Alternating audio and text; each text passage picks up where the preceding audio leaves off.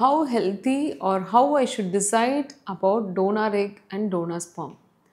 It's a very personal topic. இதை பற்றி பேசுகிறதுக்கே நிறைய பேருக்கு தயக்கம் இருக்கும். ஆனால் அட்லீஸ்ட் நேரில் பேச கேட்க தயக்கமாக இருந்தாலும் ஒரு வீடியோ பார்க்கும்போது உங்களுக்கு ஒரு தெளிவு தெரியும். இதை கேட்குறதுனால நம்ம அதை பண்ணணும்னு அவசியம் கிடையாது. ஸோ தெரிஞ்சுக்கிறது நல்லது.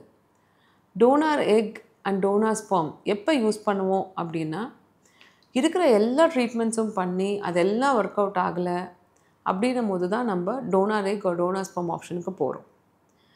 இது இல்லாமல் வேறு யாருக்கு ட்ரை பண்ணுவோன்னா, ஜெனட்டிக் கண்டிஷன்ஸ் கட்டாயம் இவங்களுக்கு ஒரு ஜெனட்டிக் ப்ராப்ளம் இருக்குது, அதனால் அந்த குழந்தைக்கு ஜெனட்டிக் ப்ராப்ளம் ட்ரான்ஸ்ஃபர் ஆகிடும் அப்படின்னு நினைக்கும் போது டோனார் எக் ஒரு டோனார் ஸ்பெர்ம் யூஸ் பண்ண வேண்டியது இருக்குது. ஒன்று இல்லவே இல்லைன்னா யூஸ் பண்ண வேண்டியது இருக்குது, இல்லை இன்ஹெரிட்டட் ப்ராப்ளம்ஸ் இருக்கிறதுனால குழந்தைக்கு அது போக வேண்டான்னு சொல்லி ஹஸ்பண்ட் ஒய்ஃப் வந்து கேட்கும் போது அந்த ஆப்ஷன் சூஸ் பண்ண வேண்டியது இருக்குது. ஸோ இந்த மாதிரி ஒரு ரொம்ப இமோஷ்னலாக ஸ்ட்ரெஸ்ஃபுல்லாக தான் அவங்க வந்து டோனார் எக் ஒரு டோனார் ஸ்பெர்ம் ட்ரீட்மெண்ட்டுக்கு வராங்க. ஆனால் இதோட பெனிஃபிட்ஸ் என்ன அப்படின்னு பார்த்தீங்கன்னா, it is very beautiful program where even at 45-46 years they can have the healthy baby of a 25-year-old woman கிட்டேருந்து எக் எடுக்கும் போது and the health of the baby is very well assured. அதனால் success rates is very good. So for a patient who is not able to achieve pregnancy, எங்களுக்கு குழந்தை பாக்கியமே இல்லாமல் போயிடுமா அப்படின்னு சொல்லி எல்லா சான்சஸும் முடிஞ்சு போன நிலமையில் இந்த டோனார் எக் ப்ரோக்ராம் ஒரு ஃபென்டாஸ்டிக் ஆப்ஷனாக இருக்குது. ஸோ இதோட இன்னொரு ப்ளஸ் என்ன அப்படின்னா, இவங்க ஏற்கனவே குழந்தை பிறந்து ஹெல்த்தியாக இருக்கிறதுனால குழந்தைக்கும் ஹெல்த்தியாக இருக்கிறதுக்கான ஆப்பர்ச்சுனிட்டி வந்து நிறையா. ஸோ சக்ஸஸ் ரேட் ஜாஸ்தி ஆகுது, குழந்தைக்கு ஹெல்த்து அஷ்யூர் ஆகுது.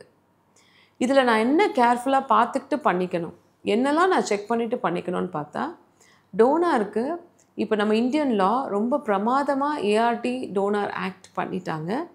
அதனால் அவங்களே லிஸ்ட் ஆஃப் இன்வெஸ்டிகேஷன்ஸ் கொடுத்துட்டாங்க, அதுக்கு ஒரு அஃபிடவிட் போடணும் அப்படின்றதையும் சொல்லிட்டாங்க. ஸோ ஹெல்த் வைஸ் டோனார் நல்லா இருக்காங்களா, அவங்களுக்கு ஸ்கேன் பண்ணியிருக்கா, ஏஎம்ஹெச் பார்த்துருக்கா, அவங்களோட ஹைட் கலரை மட்டும் பார்க்காதீங்க, ஹெல்த்தையும் பாருங்கள், ப்ளட் குரூப் மேட்ச் பண்ணியிருக்காங்களான்றதை பார்க்கலாம்.